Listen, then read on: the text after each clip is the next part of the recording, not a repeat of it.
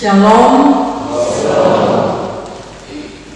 Bapak Ibu Saudara yang Tuhan Yesus kasihi, tema pemberitaan renungan kita pada saat ini adalah spiritualitas bertumbuh dalam keluarga. Apa itu spiritualitas? Yang dimaksud di sini tentunya spiritualitas Kristen. Spiritualitas Kristen itu semangat hidup yang meneladani Yesus setiap hari karena dipimpin oleh Roh Kudus. Itu mesti ada dalam diri setiap orang Kristen. Karena kita percaya kepada Tuhan, karena kita mau mengikut Tuhan, mengikut Yesus, maka kita belajar dari cara hidupnya, dari teladan yang telah Ia berikan kepada kita. Kita hanya bisa menjadi orang yang mau meneladani Yesus jika kita hidup dekat, jika kita akrab dengannya. Kita hanya bisa untuk menjadi orang yang mau bersemangat untuk hidup seturut jalan yang Tuhan Yesus teladankan jika kita dipimpin oleh kuasa Roh Kudus. Saudara-saudara, disadari benar bahwa spiritualitas itu bukanlah sesuatu yang sekali jadi. Dia adalah sebuah proses. Hal ini adalah proses. Dia dikatakan di sini bertumbuh. Bertumbuh itu berarti dianalogikan, digambarkan sama seperti sebuah tanaman. Tanaman yang disemai dari bibit kecil, lalu bertumbuh, bertunas, kemudian menjadi batang besar. Kemudian batang kecil, batang besar, ada ranting-ranting, pada akhirnya berbunga dan seterusnya berbuah. Spiritualitas digambarkan seperti itu, mulai disemai di dalam keluarga, pada diri anak-anak, pada diri anggota keluarga, sejak anak masih kecil, sejak anggota keluarga pertama kali belajar mengenal tentang Yesus. Saudara-saudara, kapan kita belajar soal nilai-nilai hidup teladan yang telah Tuhan Yesus sampaikan? Banyak orang tua yang membiarkan anak-anaknya bertumbuh dengan sendirinya. Nanti guru sekolah minggu aja, nanti guru ajar di rumah ya, begitu-begitu saja. Pada akhirnya kita berharap ada yang lain yang mengajarkan. Dan bahkan ada anak yang ketika dewasa baru mulai belajar berdoa, baru mulai belajar ketika ketemu pergumulan-pergumulan, baru mulai belajar siapa itu Tuhan, belajar mengenal Tuhan, bagaimana kuasa Tuhan, bagaimana penyertaan Tuhan dalam hidupnya. Justru ketika ia sudah dewasa, dari kecil hal ini diabaikan. Spiritualitas adalah hal atau proses yang terjadi dari yang ketika harusnya terjadi ketika anak kita masih kecil, disemai dengan baik, dibiasakan dengan baik, ditunjukkan oleh orang tua di dalam sebuah keluarga. Kenapa? Karena kalau anak sudah dewasa, orang sudah dewasa baru mulai diajarkan, itu sudah sangat terlambat. Saudaraku, dan proses belajar ini adalah proses belajar seumur hidup. Kita tidak berhenti, misalnya belajar dan kenal tentang Yesus sampai ketika kita CD. Habis CD rayakan perjamuan 1 kali, 2 kali, lalu stop. Kita tidak lagi belajar, tidak lagi baca kitab. Nanti kapan datang ke gereja, baru kita lapar, kita kumbah dong, baru datang ke bawah ke gereja. Tidak. Saudara, dia harus dimulai dari kebiasaan yang dibangun sejak kita masih kecil. Spiritualitas Kristen ini sangat berhubungan erat dengan nilai-nilai Kristiani yang harusnya menjadi ciri khas atau gaya hidup dari orang Kristen. Dan ini terjadi terus-menerus. Tadi saya bilang dia tidak sekali jadi, dia ibarat tanaman yang bertumbuh.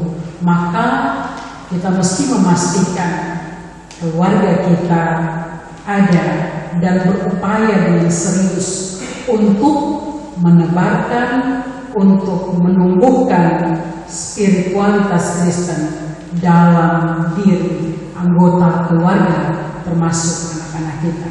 Ada 3 hal penting dari pembaca ini menurut hemat saya dari teks yang kita baca ini. Yang pertama, ketika Paulus sedang dalam masa sulit di penjara, dia mengingat salah seorang anak rohaninya yang sedang melayani jemaat, sedang bertekun dalam pelayanan kepada jemaat, pelayanan Tuhan kepada jemaat, dan sedang mengalami persoalan yang besar di tengah-tengah kehidupan jemaat. Ketika Paulus menderita, dia masih mengingat orang-orangnya, salah seorang yang dia pernah ketemu dan dia pernah menumpangkan tangan, yaitu Timotius. Dia mengingat penderitaan dan pengorbanan Timotius ketika mereka bersama-sama di dalam pelayanan, ketika mereka bertemu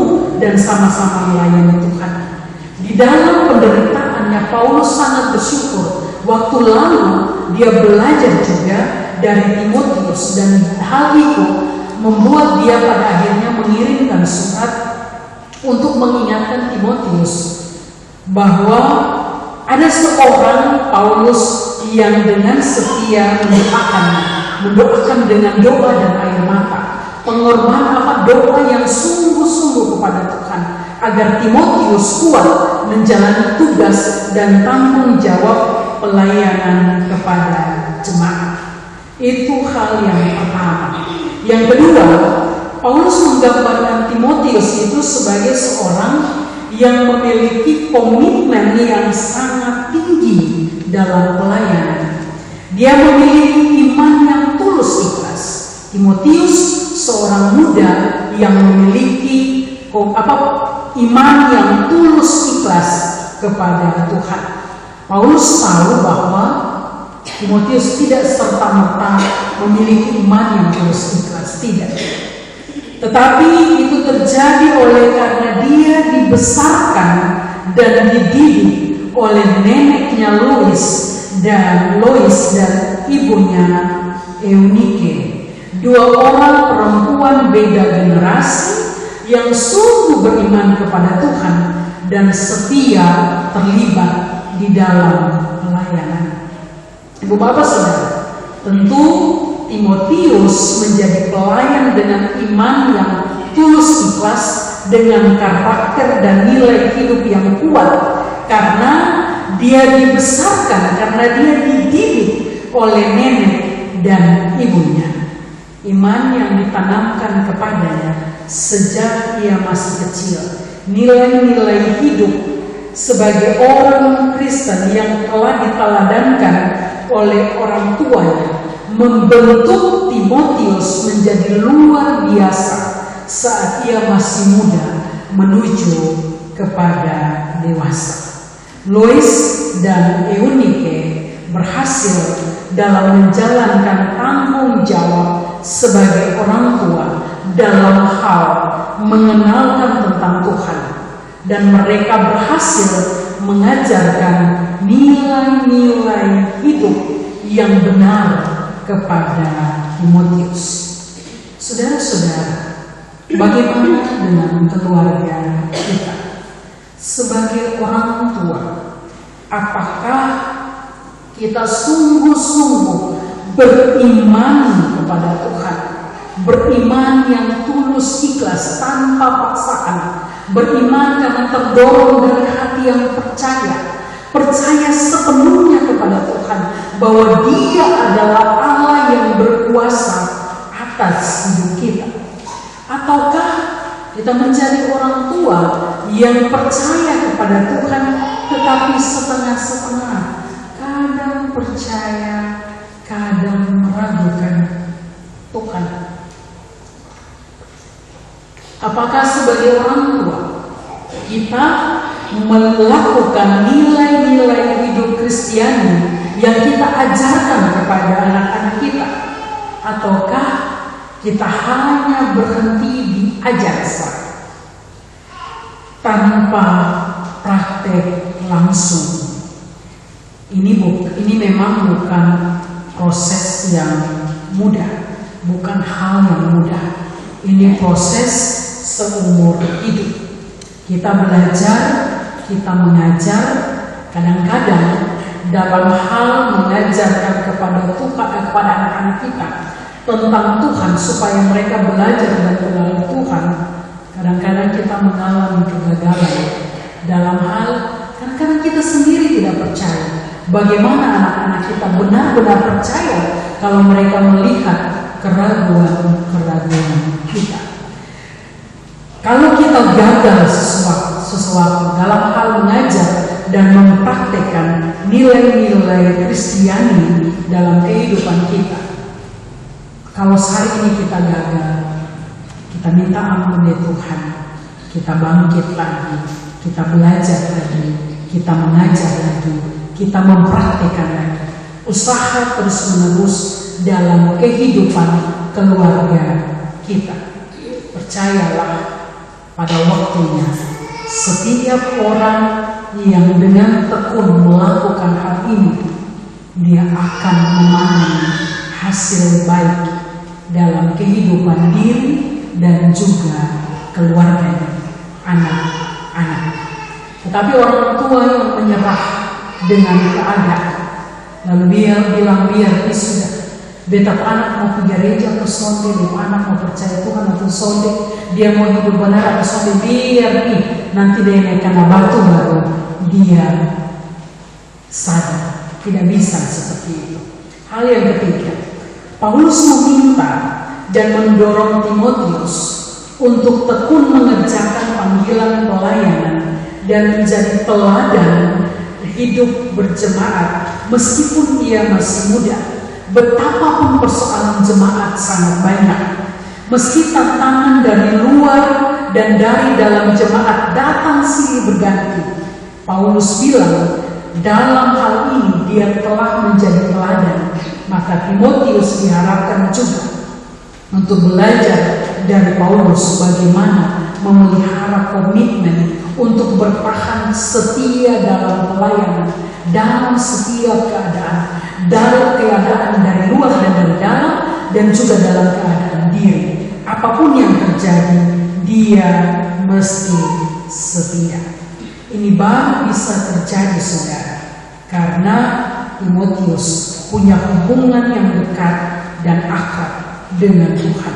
Karena Paulus benar-benar takluk di bawah kuasa Tuhan, dia dekat dengan Tuhan, dia akrab dengan Tuhan, dia membangun relasi kedekatan bukan hanya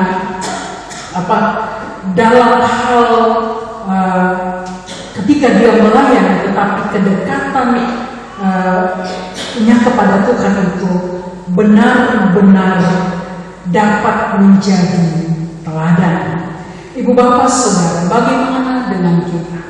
Kita semua warga jemaat, kita semua para presbiter dalam kehidupan jemaat Thomas, kita juga mesti menjadi teladan, tetap hidup dalam nilai-nilai Kristiani.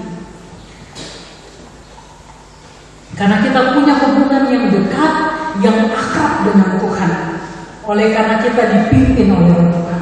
Dan mama saudara, sebagai anak yang sadar, anak yang baik, karena kita dekat dengan kita punya orang tua, kita akan melakukan apa saja yang orang tua kita minta, ajar kepada kita, tunjukkan kepada kita. Kita tidak akan mau mempermalukan orang tua kita kalau kita menjadi anak-anak yang baik. Kalau kita tidak dekat dengan mereka, orang tua mau ngomong apa saja, kita usah peduli. Dia mau ngomong hal baik untuk kamu baik, kita usah peduli. Itu tidak boleh terjadi dalam kehidupan kita. Kita hanya bisa melakukan apa yang Tuhan mau kalau kita dekat, kalau kita akrab dengan Tuhan, kalau kita dipimpin oleh Tuhan. Bagaimana tandanya bahwa hidup kita adalah hidup yang meneladani Yesus, bahwa hidup kita didorong oleh semangat untuk mengikuti teladan yang telah Tuhan Yesus ajarkan, nyatakan bagi kita semua ketika kita belajar dari Alkitab. Saudara-saudara, misalnya kita menjadi orang yang sungguh-sungguh beriman, yang sungguh-sungguh percaya bahwa dalam kondisi apapun hidup kita tetap percaya bahwa Tuhan akan menuntun dan menyertai kita. Bahkan ketika rasanya keadaan tidak mungkin, kita tetap harus percaya bahwa Tuhan kita adalah Allah yang berkuasa. Kita hadir di mana saja, kita membawa damai. Nilai yang kedua, tadi beriman kepada Tuhan. Yang kedua, nilai membawa damai. Ada di mana saja kita menjadi orang yang membawa damai, bukan justru menjadi orang yang tukang ribut, menjadi orang yang menjadi sumber permasalahan, sumber pertengkaran. Yang ketiga, nilai hidup yang berikut adalah murah hati. Sama seperti Tuhan Yesus yang murah hati, kita selalu tergerak oleh hati kita untuk menolong orang lain yang membutuhkan dari apa yang kita punya. Nilai hidup yang berikut rasa tanggung jawab untuk melakukan kerja yang dipercayakan kepada kita, kerja dengan benar, kerja sampai tuntas, sampai akhir, tidak setengah-setengah. Sama seperti Tuhan Yesus yang melakukan tugas pelayanan di tengah-tengah dunia sampai tuntas, meskipun untuk itu dia harus mengorbankan dirinya, nyawanya. Nilai hidup yang berikut, kita mesti memiliki komitmen yang kuat untuk melayani, meskipun tantangan kita sangat banyak. Tugas pelayanan ini bukan hanya tugas dari para presbiter, tetapi juga tugas dari jemaat. Tugas pelayanan ini dibangun dari keluarga. Bagaimana supaya anak-anak kita bisa melayani? Maka kita sebagai orang tua mesti menumbuhkan itu di dalam diri anak-anak kita. Kadang-kadang kalau anak mau ibadah, ikut ibadah pemuda lah, ibadah apalah, kita sebagai orang tua seringkali bilang, ya sudah nanti leh ikut ibadah, nanti leh. Kita menjadi orang yang menghalangi, dan pada akhirnya anak-anak kita menjadi anak-anak yang bingung, tidak tahu mau setia beribadah atau kalau mau mengikuti apa yang kita bilang kepada mereka. Kita juga menjadi orang yang menghargai waktu. Nilai hidup yang berikut adalah menghargai waktu untuk beribadah, untuk bekerja secara teratur. Jangan terlambat, jangan menunda apa yang bisa dikerjakan saat ini. Jangan pakai prinsip orang Timur bilang apa? Noka sina. Kalau bilang kerja ini sudah ini, nanti dulu. Nanti sa, pernah merasa bilang noka madu, nanti dulu. Kalau kita terbiasa dengan menunda pekerjaan, pada akhirnya ketika harus deadline, ketika harus pekerjaan itu sudah harus menjadi dipertanggungjawabkan, kita akan mengalami kesusahan. Dan pada akhirnya hal yang sebenarnya mudah kita mengeluhkan bahwa ibu kerja terlalu banyak, ibu pelayanan terlalu banyak, padahal oleh karena kita sering menunda pekerjaan. Nilai hidup yang berikut adalah bekerja keras.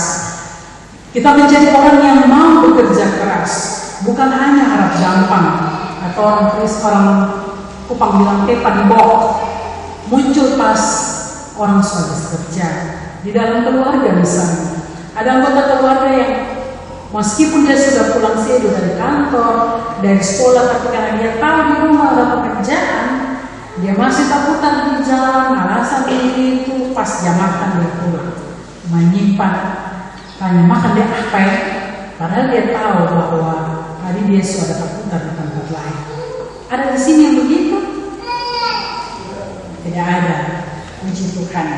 Yang berikut, kita menjadi orang memiliki nilai bersikap adil dalam hidup kita. Jangan dalam keluarga itu ada anak emas, ada anak perak, ada juga anak perunggu. Ada anak perunggu juga. Ada anak yang dapat perhatian lebih, ada anak yang hampir-hampir orang tua selalu lihat dia itu. Jangan ada anak bapak, ada anak mama. Ada begitu toh?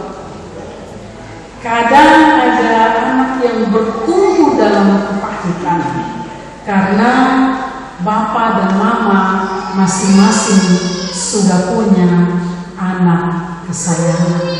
Kalau dalam keluarga itu hanya satu anak, baik, perhatian semua tertuju pada dia. Kalau anak ketiga, anak pertama anak bapak, anak kedua masih anak mama. Tapi kalau muncul ada anak ketiga, maka anak kedua menjadi anak tidak tahu siapa tuh anak. Kita tidak punya hak untuk membeda-bedakan anak. Kalau anak itu lahir dari rahim kita, dari perkawinan kita, tidak boleh ada anak yang emas, perak, perunggu, bapak atau mama. Semua anak adalah anak-anak kita yang mesti dibesarkan, dididik, dirawat menurut apa yang Tuhan mau, dan dia harus merasakan kasih sayang yang adil. Ibu bapak saudara, nilai hidup yang berikut: belajar menjadi orang yang peduli terhadap keadaan orang lain. Dan karena kita peduli, kita bertindak untuk menolong. Kita menolong orang bukan oleh karena supaya nanti kita ditolong, atau oleh karena dia dulu pernah tolong kita, tetapi karena Tuhan Yesus sudah menolong kita dan mengajarkan kita untuk menolong orang lain dengan kepedulian hati yang tinggi. Nilai hidup yang terakhir, kita belajar untuk menjadi orang yang jujur dan rendah hati. Jika A bilang A, jika B bilang B. Jangan ada abu-abu atau jangan ada sikap kita tidak mau menyatakan apa yang benar. Kita belajar menjadi orang tua yang rendah hati. Betapapun kita memiliki 1001 kelebihan, tidak usah pukul dada sebagai orang hebat dan pamer apa yang menjadi kekuatan kita. Orang yang rendah hati akan selalu menganggap dan memperlakukan orang lain lebih penting daripada dirinya sendiri. Semua ini mesti ditumbuhkan sejak anak-anak kita masih kecil, dan mereka harus tahu tentang itu. Dan mereka bukan hanya mendengar apa yang kita omong, tapi mereka lihat apa yang kita lakukan. Dan yang paling bisa diikuti adalah ketika mereka lihat apa yang kita lakukan. Kalau kita omong lain, kita buat lain, maka mereka menjadi anak-anak yang kebingungan, tidak tahu harus mau buat apa. Sejak anak-anak kita masih kecil, kita tumbuhkan hal ini dalam diri mereka, supaya jangan lingkungan yang membentuk mereka atau dunia internet dan dunia di sekitar mereka yang membentuk mereka, tapi kita, orang tua yang beriman kepada Tuhan, dekat kepada Tuhan, mengajak anak-anak kita untuk percaya kepada Tuhan dan dekat dengan Tuhan dan meneladani apa yang Tuhan kehendaki. Tugas orang tua mendoakan anak, mengajarkan kepada anak, menjadi teladan kepada anak, bagi anak-anak untuk hidup seturut kehendak Tuhan. Amin.